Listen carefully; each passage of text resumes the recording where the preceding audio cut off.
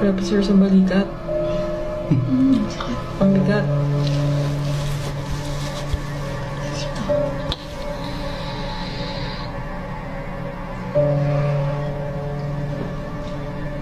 Oo. Nandito siya.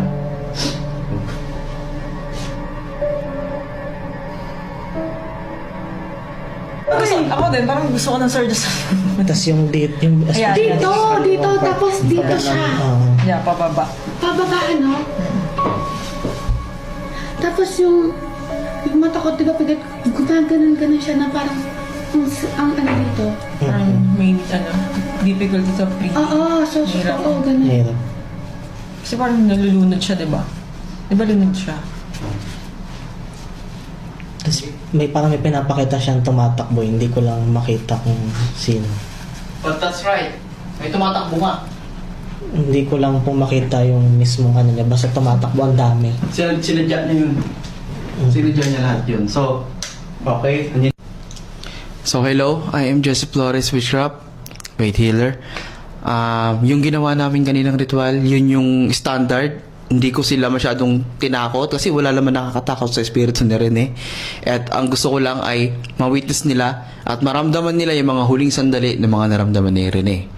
So patunay para sa inyo rin na nakausap ko talaga siya.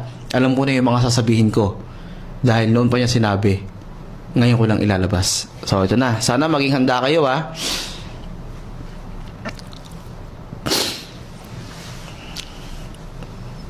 He doesn't want to pursue justice.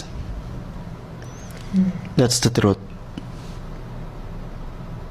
Aware siya sa nangyayari sa pamilya niya ngayon.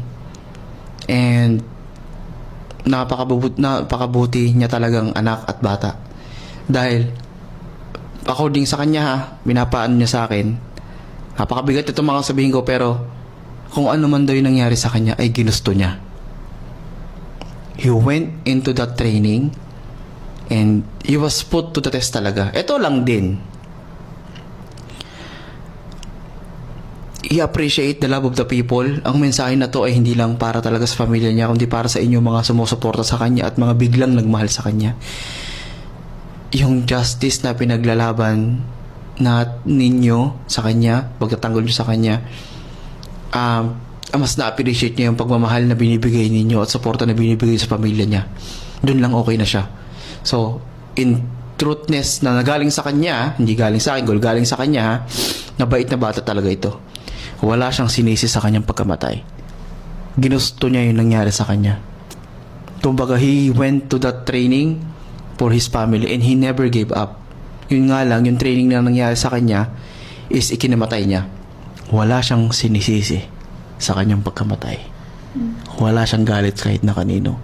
Na-appreciate pa niya yung tulong ng tao na dahil sa nangyari sa kanya is hindi ko mabigkas o masabi yung lengguwahe niya sa Davao, sa lengguwahe niya, sa province language niya, pero sa Tagalog nagkaintindihan kami, of course.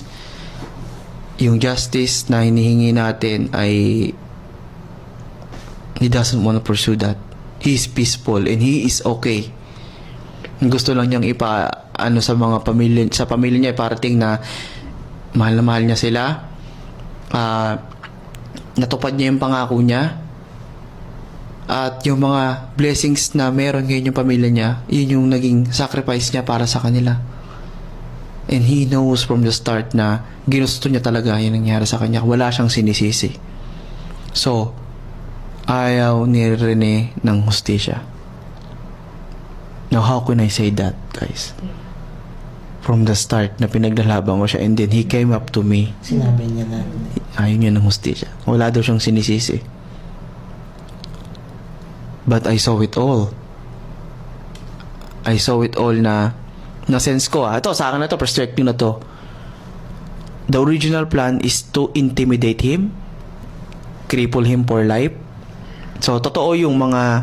Para sa akin lang, ito na sense ko lang bilang faith healer, o mga hula. O, syempre, huwag yung... Diba? Wala akong binabanggit na pangalan. Lagi kong sinasabi, wala akong sinasabing dinedirekta. Wala akong pinagbibintangan, wala akong binabanggit na pangalan. guilty until proven nga, 'di ba? So, yun. So, hindi naman to false information. Ito naman marami rin namang mga nagko-cover. Wala akong binabanggit na universidad, wala akong binabanggit na pangalan. Pero ito ang nasense ko. Intention talaga siyang saktan. And to cripple him, to hurt him, na hindi na siya makapaglaro at bumalik na lang siya sa pinanggalingan niya. That's the plan. Na siya mismo ang sumuko. Na siya mismo yung sumuko. Not to kill him. Not to kill him. Pero ang nagkamali, he died. So, yung sinasabi nilang homicide na planado nga, na ngayon binabawi na nila kung sino-sino na pinagbibintangan nila. So, di ba? For my perspective, na nag-aral din naman ako ng law kahit pa paano, nag-criminology ako, that's involuntary manslaughter. Hindi ginusto pero minamatay, someone should be held accountable. And yun nga, may dapat pong managot. So yun yung nasense ko, na he was really beaten. Kung ano man nangyari sa kanya, na ginawa niya ng team building or training nung time na yon, na para silang may sacred ritual nga. Letter H, yung word na yon, which is hazing. Sabi nila yung mga until ng final test niya na yun. So, in-intimidate talaga siya. And he knows that. Alam niya yun. And Rene, ang motivation ni Rene ay pamilya niya. Hindi susuko to. Talagang ikakamatay niya yun. And yun nga yung nangyari. Sinubok niya yung pagmamahal niya. And now, na he died, he came up to me. You came up to me na saying na ayun, na ganun siyang mapagmahal talaga na tao. Wala siyang wala siyang pinagbintangan, wala siyang sinisi.